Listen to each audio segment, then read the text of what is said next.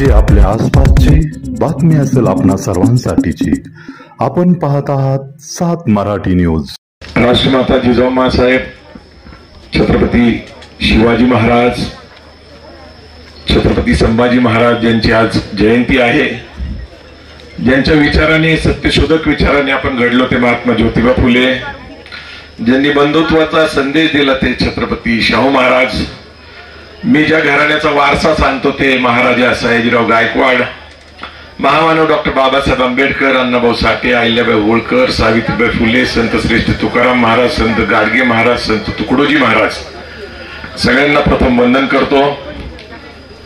आज छत्रपती संभाजी महाराजांच्या जयंतीच्या निमित्ताने गेली 20-25 वर्ष सातत्याने संभाजी ब्रिगेड, पुरंदर तालुका आणि पुणे जिल्हा चे कार्यकर्ते हा अप्रतिम कार्यक्रम या ठिकाणी साजरा करतात। आणि या कार्यक्रमाच्या निमित्ताने वेगवेगळ्या क्षेत्रातले जे मान्यवर आहेत, जे मागील वर्षामध्ये आपलं कर्तृत्व सिद्ध करतात, असे अभिनेते, पत्रकार आणि लेखक यांचा सन्मान आम्ही करण्याची परंपरा निर्माण केली।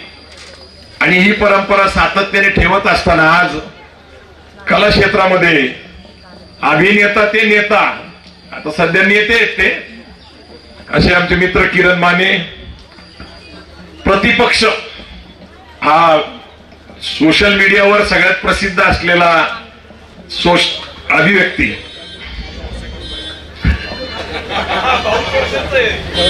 नाही मला माहिती आहे ते चांगले भाऊ तोडसेकरचं येते, पण तुमचं लक्ष आहे का बघायला पाहिजे ना। लोक काय नेमकं काय असतं माहिती का, की इथं टेस्ट अँड ड्राईव्ह करावं लागतं।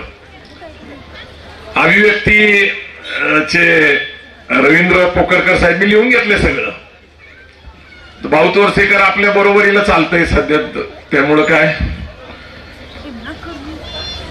पोकरकर साहेबांनी जे धाडसी निर्णय घेतला की बाबा जे काश्मीरमध्ये घडलं त्याच्यानंतर ते स्वतः त्या ठिकाणी जाऊन आले, तिथला अनुभव घेतला आणि त्यांचं जे कथन त्यांनी केलं, खरंच एक वेगळा दृष्टिकोन तुम्ही मांडला आणि एक वेगळा अभ्यास मांडला।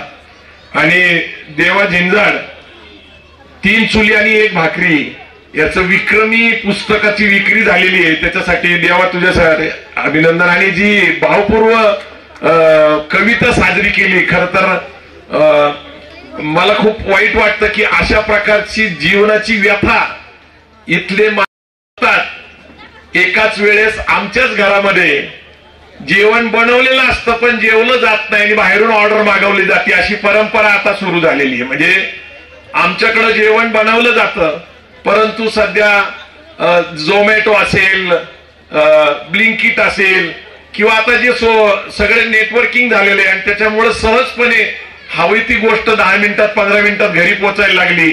अशा काळामध्ये ज्यावेळेस की अन्नाची नासडी होत चाललेली आहे, अन्न व्हायला चालले, अशा वेळेस एका अर्ध्या भाकरीची कविता तुम्ही म्हणून दाखवली आणि आम्हाला परत एक संवेदनशील जीवन जगलं पाहिजे अशी देवानी जी कविता म्हटली, त्याच्यासाठी देवा म्हणजे माझा शब्द नाही, आता धन्यवाद वगैरे म्हणणं पण बरोबर नाही, कारण ती एक फार प्रचंड व्यथा होती। ज्याला भावना असतात, संवेदनशीलता असतात, टच दिसी त्याच्या डोळ्यामध्ये पाणी नक्कीच आलं असेल। आता हे 3 जण आहेत, किरण माने सर आहेत, रवींद्र पोखर सर साहेब आहेत, त्याच्यानंतर देवा झिंजाड, यांच्यासाठी सर्वप्रथम चांगल्या टाळ्या वाजवा आणि ते तुमचं जे गाणं आहे ना ते जरा वाजवा ना, डिंगडँग काय ते, त्यांच्यासाठी एक जोरदार। कारण कसं आहे माहिती का, हे आमचे प्रतिनिधी आहेत, नेते, म्हणजे जोरात जोरात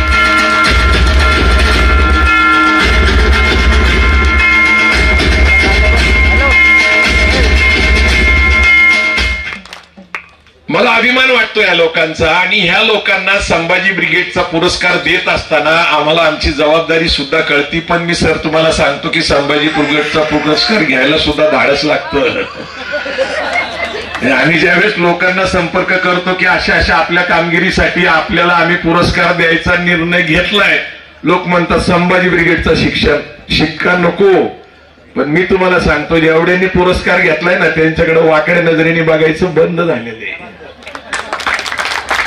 हा माझा अनुभव नाहीये, मी तुम्हाला नावं घेऊन सांगू शकतो की मला नंतर लोकांनी सांगितलं की बाबा आता लय सुरक्षित वाटते.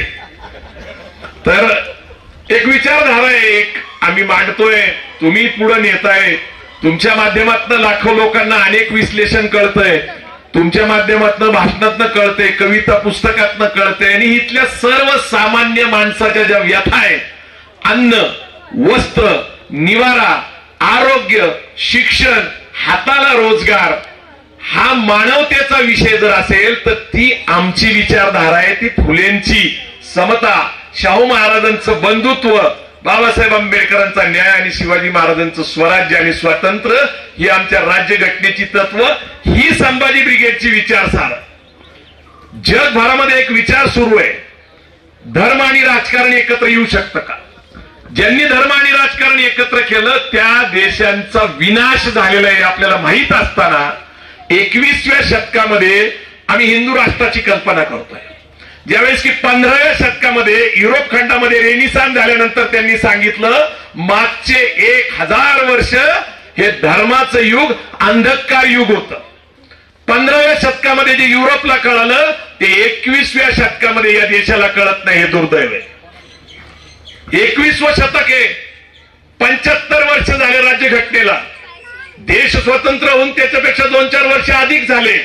पण काय आपल्या देशाची परिस्थिती? देशातले 60% लोक अन्न सुरक्षा कायद्याअंतर्गत येतात.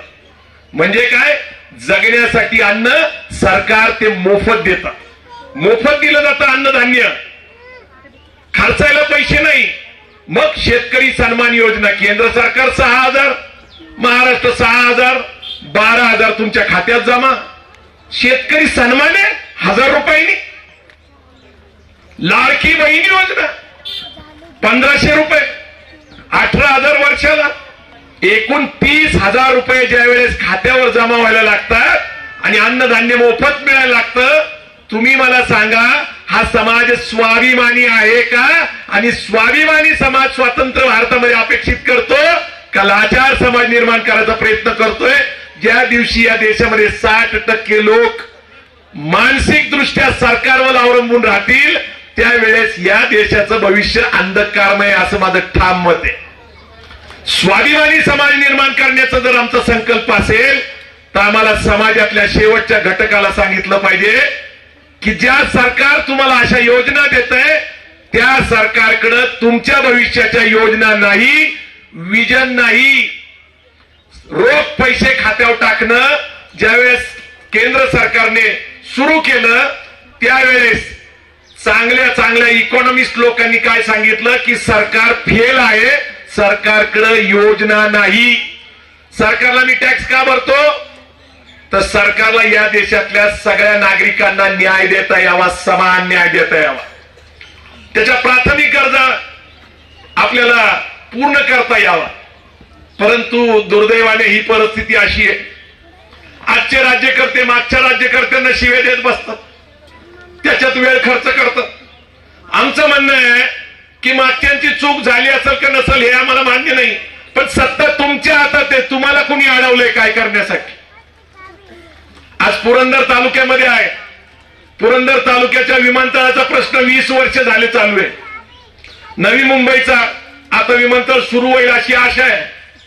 20 वर्ष एक विमानतळ सुरू व्हायचंय अजून काम, आणि एका वर्षामध्ये चायनामध्ये 20 विमानतळ सुरू झाली एका वर्षामध्ये.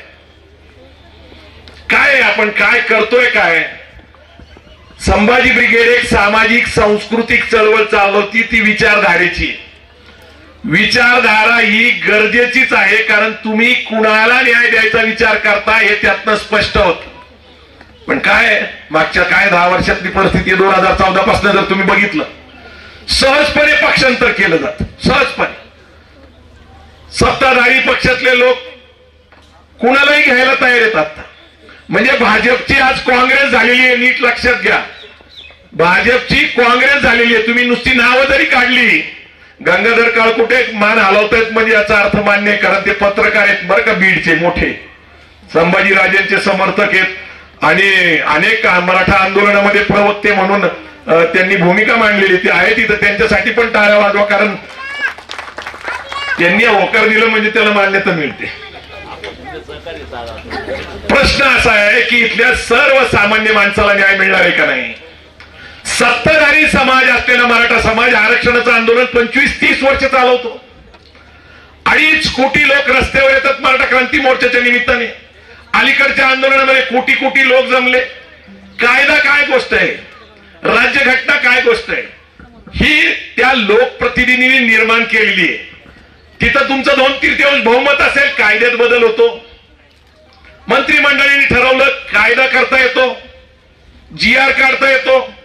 लोकशाहीमध्ये बहुसंख्य लोकांचा जर विश्वास असेल तर सरकार स्थापन होतं. आणि सरकार स्थापन झालं तर कायदा केला जातो, घटना बदलली जाते. मग अशा देशामध्ये सत्ताधारी वर्षानुवर्ष असलेल्या मराठा समाजाला आरक्षण मागावं लागतं. हे काय खेदाची बाब आहे का नाही. आणि म्हणून पोकरकर साहेब आपण जे सांगता, मराठा क्रांती मोर्चानंतर आम्ही ठरवलं आम्ही आरक्षणावर बोलणार नाही. आरक्षणावर बोलणार नाही. आणि कशावर बोलणार, आणि पैशावर बोलणार. आम्ही उद्योगावर बोलणार, आम्ही व्यवसायावर बोलणार. अजय सिंह यांनी सांगितलं प्रस्तावनेमध्ये की आम्ही बिझनेस कॉन्फरन्स घेतो. आम्ही ज्यावेळेस बिझनेस कॉन्फरन्स घ्यायला सुरुवात केली तर आपले लोक म्हणले अरे संभाजी ब्रिगेडचं एक काम आहे का. बिझनेस कॉन्फरन्स बिझनेसचेच लोक घेतात. रोज पुणे मुंबईमध्ये चालू आहेत, हैदराबादला चालू आहे, बेंगलोरला चालू आहे, दिल्लीला चालू. मराठा चेंबर्स ऑफ कॉमर्स मध्ये वेगवेगळ्या विषयाचे वेगवेगळे सेक्टर्स आहेत. मेकॅनिकल आहे, ऑटोमोबाईल आहे, इलेक्ट्रिकल आहे, इलेक्ट्रॉनिक्स आहे, आर्टिफिशियल इंटेलिजन्स आहे, इरिगेशन आहे, अनेक कन्स्ट्रक्शन ऍक्टिव्हिटीज आहे. रोज कॉन्फरन्स चालू आहे. आम्ही आहे तिथं, आमचा प्रतिनिधी आहे तिथं. आणि म्हणून आम्ही ठरवलं की मराठा समाजाची मानसिकता ही बिझनेसमॅनची केली पाहिजे, बिझनेसमॅनची केली पाहिजे. म्हणून आम्ही पहिल्यांदा नारा दिला, नवी दिशा नवा विचार. अगदी परवा मराठा सेवा संघाचं अधिवेशन अकलूजला झालं. अकलूजच्या अधिवेशनामध्ये निर्मल कुमार देशमुख मुंबई कलेक्टर होते. मुंबई कलेक्टर असलेल्या निर्मल देशमुखांनी आंतरराष्ट्रीय विषयावर बोलायचा निर्णय घेतला. पण बोलत असताना त्यांनी संभाजी ब्रिगेडचा आपल्या संघटनेचा उल्लेख केला. उल्लेख करताना त्यांनी सांगितलं की आंतरराष्ट्रीय स्तरावर आपल्या समाजाने उद्योग व्यवसाय नोकरी केली पाहिजे. हे काम अहद ऑस्ट्रेलिया तहत कॅनडा अंतर्गत संभाजी ब्रिगेड नावाचा एक गट जो आमच्यापासून वेगळी चूल मांडून गरज आहे का सांगायची. अगं मराठ्यांची अक्कल सांगा ना. संभाजी ब्रिगेड नावाची एक संघटना हे करते, वेगळी चूल, वेगळं मूल, वेगळी बायको, वेगळं घर, वेगळे विचार, कशासाठी. बिझनेस या शब्दाचा अर्थ आहे मॅक्झिमायझेशन ऑफ वेल्थ, संपत्तीची वृद्धी. आपलं काय, दोघं भाऊ असले की पहिली काय बायको म्हणती आपलं वाटून घ्या, त्याचं काय खरं नाही. नवीन उद्योग उभा राहिला, आपली चूल वेगळी. हे पहिलं काय करतो आपण, पहिलं डिव्हिजन ऑफ वेल्थ, संपत्तीचं वाटप. तुमच्या वाडवडिलांनी कमवलेल्या जमिनी, तुमच्या वाडवडिलांच्या प्रॉपर्ट्या, तुमच्या वाडवडिलांची घरं, त्यांनी निर्माण केलेले व्यवसाय तुम्हाला वाटून घ्यायचा अधिकार दिला कुणी. म्हणजे बिझनेस शब्दाचा अर्थ वृद्धी आहे आणि मराठा शब्दाचा कुटुंबातला अर्थ आहे विभाजन, डिव्हिजन. 70% लोकांची शेती 1 हेक्टर पेक्षा कमी आहे आणि बहुतेक शेती ही जिरायत शेती आहे. आणि म्हणून पोखरकर साहेब म्हटले, म्हणून मला हे थोडस बोलायची गरज पडली. काय गरज, तर आपण उद्योजक झालं पाहिजे, व्यावसायिक झालं पाहिजे. आणि म्हणून आम्ही ठरवून मराठा शब्दाची व्याख्या करून टाकली. मराठा म्हणलं तर काय, मोडल पण वाकणार नाही. मोड बाबा नाही का, आणि मोडल्यावर परत उभं राहायचा प्रश्न येतच नाही. मोडल पण वाकणार नाही ही संकल्पना जर असेल आपली तर बर. मराठ्यांचं काय, लढवया, मग काय, कर लढाया. बाहेर नाही भेटलं तर घरात कर. संस्कृती आहे ना लढाईची. क्षत्रिय, अरे तुम्ही रक्त सांड आणलं स्वराज्यासाठी, स्वातंत्र्यासाठी. तुम्ही घाम गाळला शेती पिकवण्यासाठी, सैन्यामध्ये भरती होऊन घाम गाळला देश सुरक्षित ठेवण्यासाठी. काय तुमच्या पदरात पडले? आणि म्हणून मराठा शब्दाची व्याख्या करताना आम्ही मराठा हा महाराष्ट्रात राहणारा, मराठी बोलणारा, मराठा ही जात म्हणून मी बोलत नाही, हे पहिल्यांदा लक्षात घ्या. आणि मराठा जात म्हणून बोलताना महाराष्ट्राची जी संस्कृती आहे ती महाराष्ट्राची भौगोलिक संस्कृती लक्षात घेता या देशाच्या राष्ट्रगीतामध्ये मराठा हा सन्मानाने शब्द आलेला आहे. तो आपला प्रदेशवाचक शब्द आहे. पंजाब, सिंध, गुजरात, मराठा. मराठा शब्दाची व्याख्या करत असताना एम इंग्लिश शब्द आहे, MARATHA.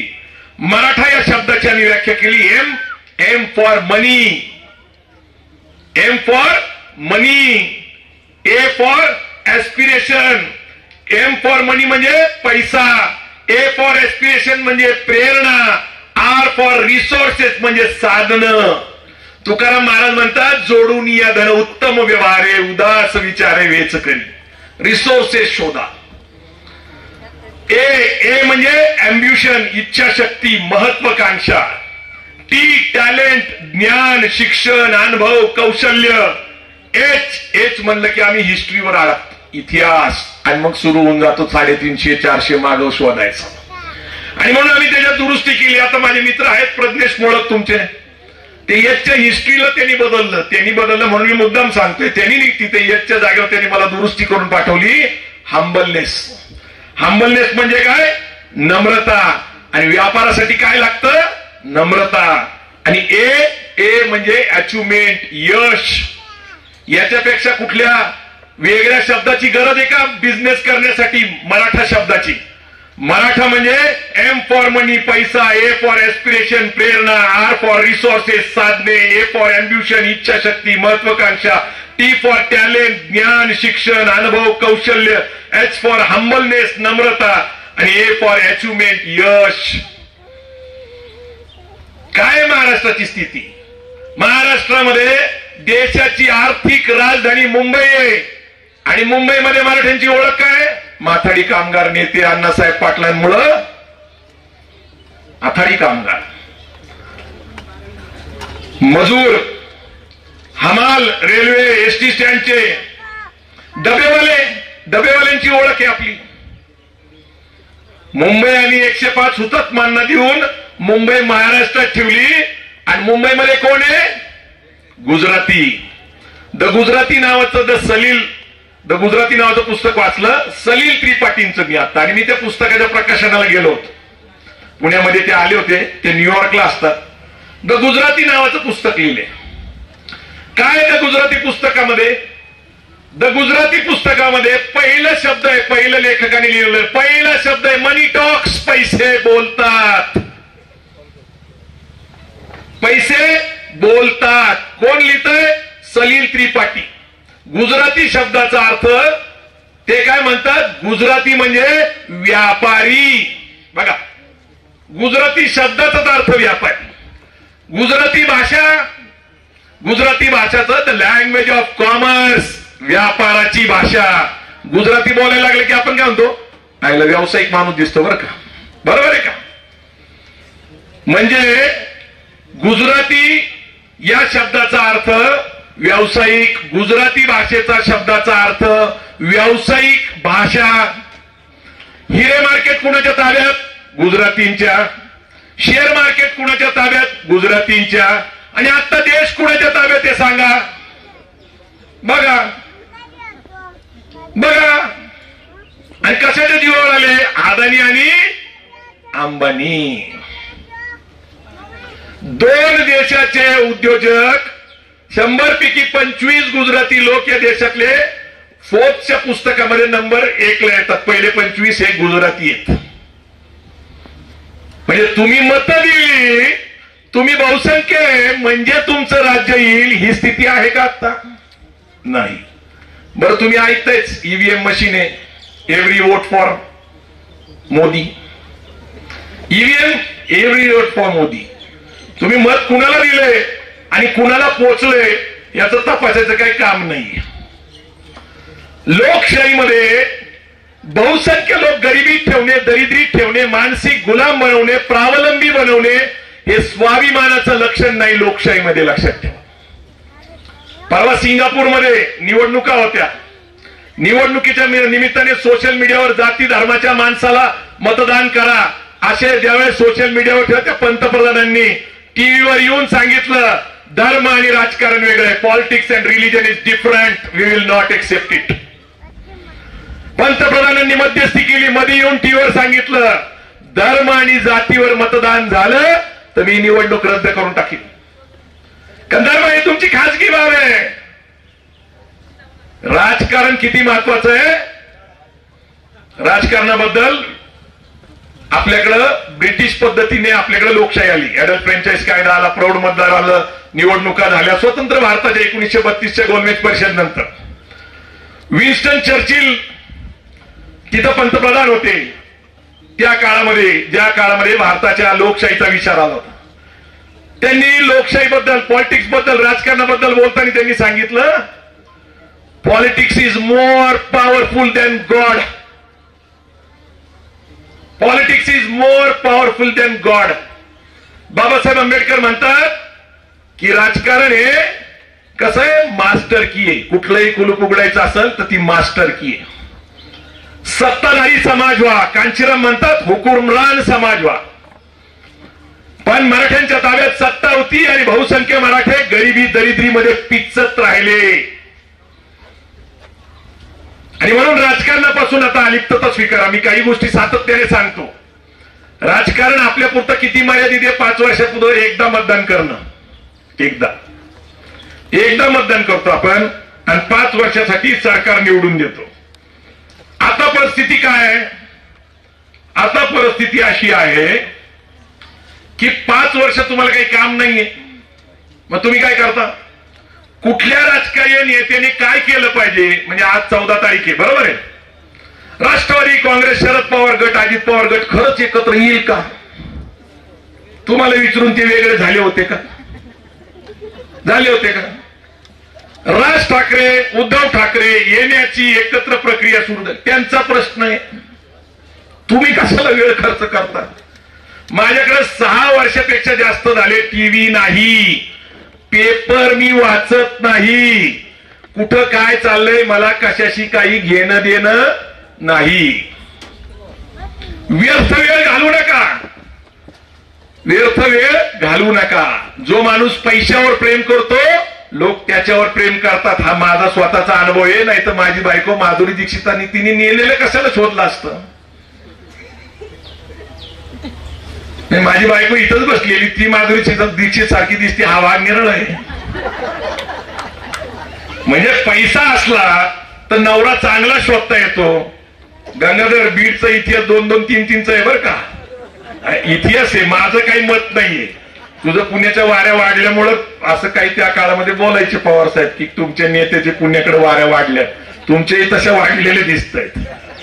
नाही म्हणजे त्यालाही म्हणजे शेवटी असं 2-3 सांभाळायचं काही जोक नाही ना. It's not a part of life यार, ते पर्सनॅलिटीचा भाग आहे. जो माणूस पैशावर प्रेम करतो लोक त्याच्यावर प्रेम करतात. याचा अर्थ काय, त्याला मान देतात, त्याला सन्मान देतात, त्याला बसायला खुर्ची देतात. हे सगळं कशात नाही येतं. आर्थिक सुबत्तेत नाही तर मोठी गाडी येते, विमानाचा प्रवास येतो, परदेश आगमन होतं. गरिबी काय असती तर मी रस्त्यावर 5 वर्षात फुलं विकलेला माणूस, 5 वर्ष मोगरा विकलेला माणूस. आणि श्रीमंती काय असती तर जगातल्या सगळ्यात महागड्या हॉटेलमध्ये मी प्रवास करून राहिलेलो आहे. कालच आणि दुबईमध्ये जिओरो हॉटेलमध्ये राहिलो होतो, जगातलं सगळ्यात उंच हॉटेल. बायको म्हणली लय खर्च होतो. जाऊ दे म्हणलं, तुझ्यासाठी काय फरक पडतोय. आता हे कळायला 30 वर्ष लागले. हा भाग निराळा आहे. म्हणजे आता कसं आहे की हे सगळं आनंदी जीवन जगायला पाहिजे ना. आता गुडघे दुखायला लागले, चालता येत नाही आणि युरोपला स्वित्झर्लंडला जायचा विचार करायचंय काय. पैसा. गांधीजींबद्दल मला आदर आहे पण आमच्या नोटावर कोण आहे, गांधीजी आहे. आणि म्हणून मी नेहमी काय म्हणतो की आमची प्रेरणा छत्रपती शिवाजी महाराज आहेत. आमची प्रेरणा लढाऊ होती, म्हणून छत्रपती शिवाजी महाराज डोक्यात आणि गांधीजी खिशात असल्याशिवाय जगात किंमत नाही. आणि मग हे करण्यासाठी काय केलं पाहिजे? काल माझे एक नवरा बायको आले होते. आज तुम्हाला नाव सांगतो साहेब, माझ्याकडे काल अद्वैत दीक्षित कोल्हापूरवरून आले होते.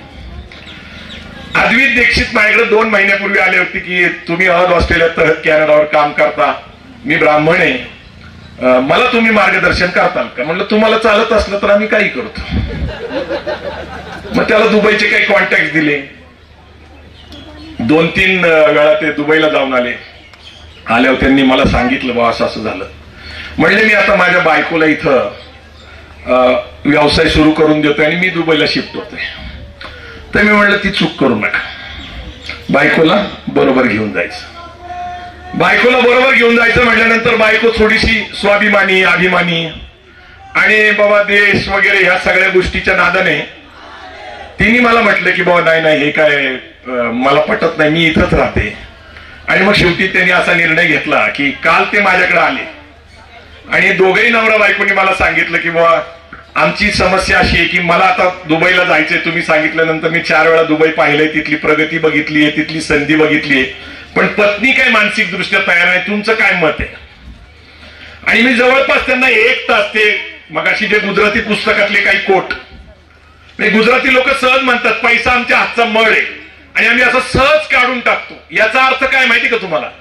आम्ही पैसा कमवतो आणि पैसा कामाला लावतो. तर 1 तासाच्या संभाषणानंतर मी त्या नवरा बायकोला गेटला सोडायला गेलो. गेटला सोडायला गेल्यानंतर बायको 1 पाऊल मागे थांबली. म्हणली दादा, पुढच्या 20 वर्षाचं आयुष्य तुम्ही माझं 1 तासामध्ये बदललं.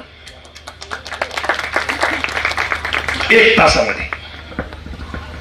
सो कम्युनिकेशन, कॉन्व्हर्सेशन, इन्फॉर्मेशन, हे आज जग कसलं इन्फॉर्मेशनचं आहे. IT म्हणजे काय? Information technology. युट्यूबवर एवढी मेसेजेस आहेत, एवढी माहिती, पण डोकं कोण चालवतंय? डोकं कोण चालवतंय? मी खूप चांगलं संभाजी महाराजांवर भाषण करायचो, मी खूप चांगलं छत्रपती शिवाजी महाराजांवर भाषण करायचो, मी महात्मा फुलेंवर भाषण करायचो. पण आज मी तुम्हाला 2016 नंतर मी ठरवून टाकलं की शिवाजी महाराज मी जे सांगतील ते वेगळे असतील. शिवाजी महाराजांनी आर्मर उभं केलं. आर्मर बद्दल काय सांगितलं की परकीय शत्रूकडून देशाला धोका ओळखून त्यांनी आर्मर उभं केलं. खरंय, पण परकीय शत्रू कधी आलेत? शिवाजी महाराजांच्या जन्माच्या अगोदर 100 वर्ष. पोर्चुगीज गोव्याला शिवाजी महाराजांच्या आधी 1580 ला आले. इथं व्यापार करण्यासाठी East India Company Mumbai, Calcutta, मद्रासला होती. डच देवदमनला होते, फ्रेंच पॉंडिचेरीला होते. काय करत होते ते? त्यावेळेस त्यांच्या समोर देश ताब्यात घ्यायचा विषय नव्हता, ते व्यापारासाठी आले होते. म्हणून छत्रपती शिवाजी महाराजांनी आरमार उभं केलं, आंग्रेंना प्रमुख केलं. पण तुमच्या माहितीसाठी सांगतो, त्या माध्यमातून त्या काळामध्ये शिवाजी महाराजांनी 9 कोटी रुपयाचा व्यापार केला. किती लोकांना माहिती? देवा, जीप काढून काय उपयोग आहे राजा? 9 कोटी रुपयाचा आंतरराष्ट्रीय व्यापार त्या काळामध्ये शिवाजी महाराजांनी केला होता. व्यापार केला होता, बोटींच्या माध्यमातून केला होता. लिखित आहे. नसल माहिती? या रविवारी 18 तारखेला 18 मेला बालगंधर्वमध्ये डॉक्टर प्रकाश पवार लिखित सकल जनवादी शिवाजी महाराजांच्या पुस्तकामध्ये पुराव्यानिशी छापलेले.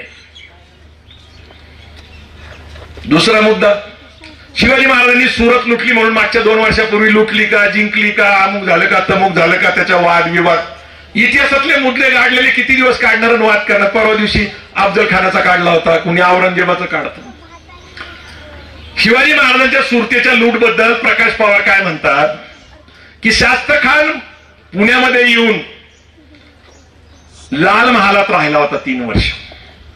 स्वराज्य बेचारा करण्याच्या दृष्टीने शिवाजी महाराजांना पकडणे, हत्या करणे, जे पण करण्यासाठी 3 वर्ष राहिला होता. स्वराज्याचा महसूल बुडाला होता, शेतकऱ्यांचं प्रचंड नुकसान झालं होतं, अनेक लोकांवर अन्याय झाला होता. शिवाजी महाराजांनी एका रात्री हल्ला केला, शास्त्रखानाला पळून लावलं, 4 बोटं कापली, त्याचं नाक कापलं तर गेला पळून. पण ते झालेलं नुकसान जर भरून काढायचं असेल तर औरंगजेबाची आर्थिक राजधानी सुरत लुटली पाहिजे. आणि म्हणून सुरत का लुटली? त्यावेळेला काय आरबीआय बँक नव्हती, नॅशनल बँक, कर्ज घेता येत नव्हता. सुरत लुटणे आणि औरंगजेबाच्या संपत्तीचा वाटा व्याजासहित आणणे हे अर्थकरण आहे. त्याच्यानंतर शिवाजी महाराज आग्र्याला गेले, आग्र्याला बंदिस्त झाले. त्यावेळेस स्वराज्य जिजाऊनी चालवलं ते पदरच्या पैशामधनं, सेव्हिंग मधनं. आणि हेच आमच्या महिलांचं वैशिष्ट्य आहे ना. पदरचे पैसे म्हणजे काय? गाठीला बांधलेले असतात पैसे, सेव्हिंग. महिलांचं वैशिष्ट्यच तसं. आता आमच्या पृथ्वीराजच्या आईने पृथ्वीराजचा व्यवसाय उभा केला ते काल मला कळालं. काल एका मॅक्स महाराष्ट्राने त्यांचं पॉडकास्ट केलं आणि त्याच्यामध्ये तिने सांगितलं की माझ्या बिझनेसची इन्व्हेस्टर माझी आई आहे. मी म्हणलं बाई मलाही दिले असते थोडे पैसे तर अजून अधिक फिरलो असतो. रिसोर्सेस उशिरा कळतात असं आहे. हा गमतीचा भाग आहे. माझा भाऊ आलेला आहे इथं, सचिन. माझा व्यवसाय सगळं ते बघतात, त्याच्यामुळे मला महाराष्ट्रभर सामाजिक काम करण्यासाठी वेळ देता येतो. अनंतरा ग्रुपच्या माध्यमातून ते करतात, ते अर्थकरण करतात. मला या अभिमानाने का सांगावं वाटतं? आता अमोल आहे इथं. अमोल तुम्हाला वाटतं की एवढा तब्येतीने जाड झालाय, पूर्वी नव्हता, उंचा पुरवा, आता तो पंजाबी सारखा दिसतो किंवा हरियाणाचा जाट मराठा, रोड मराठा दिसतो. त्याचं कारण माहितीये तुम्हाला? 250 ट्रक आहेत, 100 कोल्ड स्टोरेजच्या गाड्या आहेत. आणि आज मद्रास पासून चंदीगड पर्यंत व्यवसाय करणारा संभाजी ब्रिगेडचा महाराष्ट्राचा खजिनदार आहे. हे अर्थकरण आहे. आमचा मिथिलेश देसाई 10 कोटीचं त्याचं स्टोरेज. आता ते जॅकफ्रूट म्हणतो ना आपण, त्याला काय म्हणतो? फणस किंग आणि फणस प्रिन्स, काय नाव आहेत बाळ. वडिलाला किंग आणि ह्याला सगळ्यांनी मोठे मोठे सत्कार केले. आज मी तुम्हाला सांगतो की पुढच्या वर्षी त्याचा टर्नओव्हर किमान 5 कोटी रुपये असेल असा उद्योग. आम्ही आता जाऊन आलो, भेट देऊन आलो. मी तुम्हाला काय सांगतो की संभाजी ब्रिगेडचा एक एक कार्यकर्ता आज अभिमानाने सांगायला लागलाय की मी उद्योग करतो, व्यवसाय करतो, मला घरामध्ये सुद्धा आता प्रतिष्ठा आहे. बाहेरची सोडू द्या, घरात प्रतिष्ठा नव्हती. घरात विचारत नव्हते म्हणजे आईला कुठे जाते काय कळत नाही, करतो काय कळत नाही. मग कुठेतरी एक गुन्हा, कुठेतरी एक केस, त्यातनं सगळ्यांना बाहेर काढणं आमचा उद्देश आहे. परवा 15 दिवस आम्ही दुबईला होतो. दुबईला संदीप कड नावाचा आपला संभाजी ब्रिगेडशी संबंधित असलेला कार्यकर्ता, त्याचा त्या ठिकाणी बेकरी प्रोडक्टचा व्यवसाय, फॅक्टरी आहे त्याची, केकॉलॉजी नावाची, केकॉलॉजी. जाऊन आलेत सर. पुरावा दिला म्हणजे किरण माने सरांनी मान हलवली, ते बघून आले म्हणजे मी सांगतोय त्याच्यावर तुम्ही विश्वास ठेवू शकता. संभाजी ब्रिगेडच्या कार्यकर्त्यांना स्वतःचा स्वभाव लक्षात घेता. तर आपल्या लोकांनी केकॉलॉजी नावाची त्या ठिकाणी जी बेकरी काढली, त्याचे प्रोडक्ट्स बघा तुम्ही. मिल्क केक काढलाय, अफलातून केक आहे, मिल्क केक, खजूर केक, अफलातून. दुसरा आमचा अभिजित आहे तिथं, देशमुख. त्याच्यानंतर आशिष जगताप आहे. त्याच्यानंतर अमोल दुबेनी तिथं मराठा दरबार नावाचं हॉटेल काढलं. एक मराठा दरबार नॉनव्हेज आहे आणि एक साईधाम नावाचं व्हेज आहे. त्यांनी चॉकलेट फॅक्टरी टाकलेली आहे. हे आम्ही ज्यावेळेस दुबईला बिझनेस कॉन्फरन्स घ्यायला सुरुवात केली त्यावेळेस हे लोक सगळेजण काय करत होते? नोकरी करत होते. तर तुकाराम महाराजांचा फॉर्म्युला आहे, जोडून या धन उत्तम व्यवहार, पार्टनरशिप करा. 4 लोक एकत्र आले. आज काही लोकांनी हॉटेल सुद्धा घेतलेले आहेत तिथं, 50 रूमचे 100 रूमचे हॉटेल्स घेतले, रेस्टॉरंट सुरू झाले, अर्थकरण सुरू झालेले. कधी लक्षात ठेवा, तुम्ही पेरणी केली पाहिजे. तुकाराम महाराज म्हणतात, एक बीजा केला ना असं मग भोगले कणीस. एक बीज जो स्वतःला गाडून घेतं त्यावेळेस हे सगळं कंस उभे राहतात. बोलण्यासारखं खूप आहे. आज देवा जिंजांनी ज्या व्यथा मांडल्या गरिबीच्या, त्या माझ्या काळजाला लागलेल्या आहेत. किरण सरांना तर मी आधीपासून ओळखतो. त्यांचा जो आता डॉयलॉग त्यांनी मराठी शाहीचाच मारला, तो पाटीलचा, तो आपलातूनच होता. सगळेजण खुश झाले. आणि आमचा मुकुंद काकडे मोठा श्रोता आहे, त्यांनी तर तेवढं डिमांडच केलं ते. त्यामुळे तुम्ही ते म्हटलं त्यासाठी धन्यवाद. आणि रवींद्र पोखरकर साहेब एक प्रतिपक्ष नाही बरं का, अभिव्यक्ती हा जो चॅनल चालवता त्यातनं सर आम्हाला जी अधिक एखाद्या विषयाची माहिती मिळते, बिटवीन द लाईन्स काही लोक म्हणतात ते. आणि हे सगळं तुमच्यामुळं आम्हाला शिकायला मिळतं, तुमच्यामुळं आम्हाला अधिक माहिती मिळते. आणि ह्या सगळ्या कार्यक्रमाच्या निमित्ताने तुमचा आम्हाला योग्य तो सन्मान छत्रपती संभाजी महाराजांच्या जन्मभूमीमध्ये करत असताना आम्हाला अभिमान वाटतो आणि तुम्ही हा पुरस्कार सन्मानाने स्वीकारला. योग्य अयोग्य तुम्हाला नाही ठरवायला सांगितलं आणि तुम्ही म्हणता मी अयोग्य आहे. कोणी ठरवायला सांगितलं? ते अभिव्यक्ती मधला गेला तर व्यक्त होता येतं. तसं आम्ही योग्यता ठरवल्यानंतर तो काढून ठेवा बाजूला आणि परत एकदा या तिघांसाठी जोरदार टाळ्या वाजवा आणि होऊन दे एकदा. हो, ते काय करतायत माहितीये का तुम्हाला?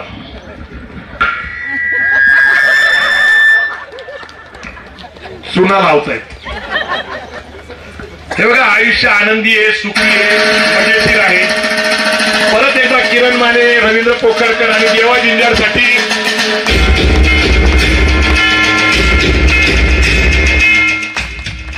आणि सांगलीच्या जिल्हाध्यक्षपदी आमचे मित्र सांगलीचे प्रमोद प्रकाश सूर्यवंशी यांनी अध्यक्षपद स्वीकारलं. तर सांगलीला कोण आहे काय तुम्हाला सगळ्यांना माहिती आहे. त्यामुळे अशा परिस्थितीमध्ये एक धरावून नेता आपल्याकडे आलेला आहे. त्यांनी परत एकदा इथं यावं आणि त्यांच्यासाठी सगळ्यांनी जोरदार टाळ्या. सांगलीत आपण परत एक चांगली संघटना बांधतोय. पैलवान माणूस आहे, 4-5 तालमी त्यांच्या ताब्यात आहेत आणि आम्ही तुमच्या बरोबर काम करायला उत्सुक आहोत. ते नगरसेवक होते धडाडीचे प्रमोद प्रकाश सूर्यवंशी यांच्यासाठी आपण टाळ्या वाजवा. हा कार्यक्रम ज्यांनी यशस्वी केला ते अजयसिंह सावंत, आमचे सागर जगताप, संतोष हगवणे, त्यांचे सगळे सहकारी. आमचे संदीप आप्पा कुठे गेले? संदीप आप्पा जगताप जे आपले जेजुरी ट्रस्टचे मुख्य ट्रस्टी होते. अमोल काटे इथं आहेत. त्याच्यानंतर शंभूसिंग निंबाळकर आहेत, अशोक काकडे आहेत, अनिल जाधव आहेत, अनिल माने आहेत, अजयसिंह भोसले आहेत, सचिन सावंत आहेत, सुभाष सावंत आहेत. प्रत्येक जणाचं नाव घ्यावं एवढे तोला मोलाचे लोक आहेत. तिथं सतीश पाटील ठाण्याहून आलेलं आहे. आम्ही सतीश पाटीलकडे सध्या गेलो होतो. त्याचं कारण होतं की कांशीराम साहेबांचं 450 पानाचं पुस्तक डॉक्टर थोरात यांनी लिहिलेलं माझ्या हस्ते प्रकाशन ठाण्याला झालं. हा माझा स्वतःचा एक सन्मान आहे. कारण डॉक्टर बाबासाहेब आंबेडकर समजून घ्यायचे असतील तर कांशीराम सुद्धा समजून घेतले पाहिजे आणि कांशीराम समजून घ्यायचे असतील तर डॉक्टर बाबासाहेब आंबेडकर सुद्धा समजून घेतले पाहिजे. एकच मिनिटं सांगतो की योगायोग बघा की कांशीराम पंजाबमधनं येतात. पंजाबमध्ये बाबासाहेब आंबेडकरांचं एक भाषण होणार होतं, ते झालं नाही. ते अॅनिलेशन कास्ट नावाचं एक पुस्तक स्वरूपामध्ये छापलं गेलं. पुढे कांशीराम पंजाबमध्ये जन्माला येतात, नोकरीनिमित्त पुण्याला येतात, बाबासाहेब आंबेडकरांच्या जयंतीच्या निमित्ताने आंदोलन करतात. त्या आंदोलनामध्ये त्यांना डीके खापर्डे भेटतात आणि त्यांना ते अॅनिलेशन कास्ट जातीचं उच्चाटन नावाचं पुस्तक देतात. ते वाचतात सलग 11 वेळा आणि एक कांशीराम नावाचा लोकशाहीमध्ये एक नेता तयार होतो. ही खूप मोठी गोष्ट आहे. त्याच्यावर कधीतरी आपण बोलू. आज मला सगळ्यांना आभार मानायचे आणि हा भावपूर्ण प्रश्न आहे हे की बाबा तुम्ही सगळे लोक येता, एवढा आनंदी कार्यक्रम होतो. हा गड मिलिटरीच्या ताब्यात असल्यामुळं तो खूप सुंदर मेंटेन केला जातो. परंतु तुमची काही गैरसोय झाली असेल तर त्याच्यासाठी मी दिलगिरी व्यक्त करतो. कारण हे हाय व्होल्ट म्हणतो ना आपण, तशा प्रकारचं सेंटर आहे. सध्या युद्ध झालेलं आहे. युद्धाबद्दल मी बोलू शकतो खूप, पण आता बोलणार नाही. मी स्वतः काश्मीरला 25वं जे कारगिल युद्धाचं जे झाल्यानंतर जे आनंद उत्सव होता, विजय उत्सव, त्याला मी स्वतः उपस्थित होतो. प्रज्ञेश मोळक आणि आम्ही दोघंही त्या कार्यक्रमाला गेलो होतो, पाहुणे म्हणून गेलो होतो. काश्मीर आम्ही सगळं बघितलेलं आहे. तिथं आपल्याला कुणाला जायचं असेल आता नव्याने तर आपण संभाजी ब्रिगेडच्या वतीने एखादी ट्रिप पण काढू शकतो. कारण पोकर साहेब म्हणतायत तसं अमोल मान आलवते, त्यामुळे त्याच्या ट्रकमध्ये जरी घेऊन गेला तरी अमोल आम्हाला परवडेल. म्हणजे मागे गाड्या बिद्या टाकू आपण व्यवस्थित. जातानी आपले येतानी काय वेगळं काहीतरी कर, येतानी जातानी का पलटी मोकळी येत असती ना. तर या ठिकाणी मी सगळ्यांचा आभार मानतो. आमचा एक संभाजी ब्रिगेडचा कार्यकर्ता आहे, त्याला बघा तुम्ही जरा. त्याचं नाव काय कोणाला माहिती सांगा बघा. त्याचं नाव काय काय नाव आहे? पैगंबर शेख. हा संभाजी ब्रिगेडचा स्वाभिमानी कार्यकर्ता आहे, लक्षात ठेवा. आणि पैगंबर तुझं आम्हाला सगळ्यांना अभिमान आहे.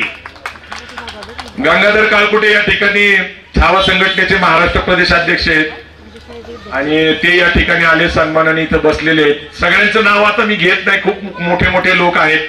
हा कार्यक्रम आता संपला असं जाहीर करतील तोपर्यंत आभार प्रदर्शन. इथं जेवणाची व्यवस्था आहे तर जेवण करा. मला विनंती आहे की हे जे हॉल आहे हे मिलिटरी आणि आपण या ठिकाणी संभाजी महाराजांची जयंती करतो. इथं संभाजी महाराजांचा पुतळा आहे, शिवाजी महाराजांचा पुतळा आहे. मी अजय सिंह उर्फ लोकेश सावंत, अजय सिंह सावंत, सागर जगताप आणि त्यांचे सगळे सहकारी, कैलास पण इथं आहे, विनंती करतो की आमची एक भगिनी, कोकाटे नाव आहे त्यांचं, जगताप, त्यांनी संभाजी महाराजांचा सिंहासनावर बसलेला पुतळा बनवलेला आहे, त्याला आपण मदत केलेली आर्थिक. माझी अशी इच्छा आहे की तो पुतळा मिलिटरीला भेट देऊन त्या हॉलमध्ये बसवण्यात यावा. त्या भगिनीला समजून घेण्यासाठी आपण जायला पाहिजे. नसेल तर मग एकदा गौरीला आणि माझ्या मिसेसला पाठवा, म्हणजे ते त्यांना पटवून सांगतील की तो पुतळा इथं देणं किती गरजेचं आहे. कारण आता सरकारच्या वतीने संभाजी महाराजांची जयंती साजरी केली जाते तर त्या हॉलमध्ये जर तो पुतळा बसला सन्मानपूर्वक, कारण त्याला खाली बसण्याच्या जागावर, खाली चौकात बसण्याच्या बाबतीत बराच वाद आहे. पत्रकार मित्र येते, तुम्ही त्याच्यावर आवाज उठू शकता. आणि कृपा करून पुढच्या टायमामध्ये कधी पण वेळ मिळेल तेव्हा, तुम्ही इथून पाऊण तास वर आहे तर तिचं पण कधीतरी दर्शन घेत जा आणि किल्ल्याचा पण आनंद घ्या. जय जिजाऊ, जय शिवराय.